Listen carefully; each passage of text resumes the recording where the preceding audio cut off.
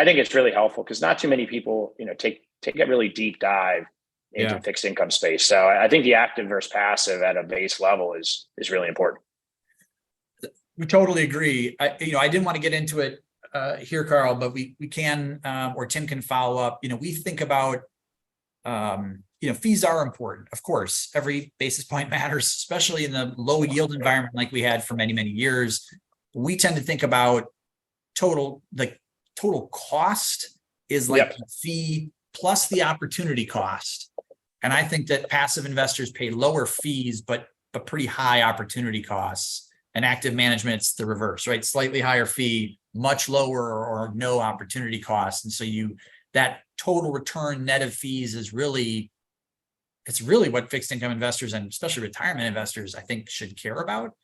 Because if you're going to invest in this thing for 20 years, at the end of the day, you just want what is this going to do for you versus I only want to pay, 3 basis points, even if it totally handcuffs me and I end up missing out on good opportunities or whatever the issue is.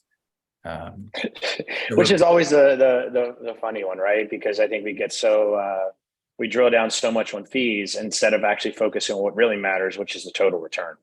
So, I mean, that's always the push pull we deal with as well. So, yeah.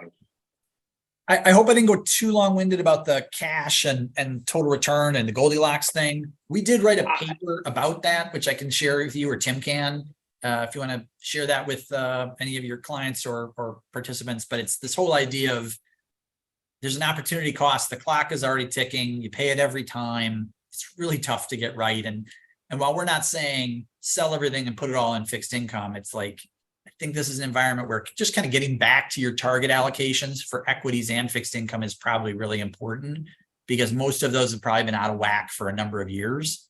So really healthy exercise for most investors and most retirement plan participants.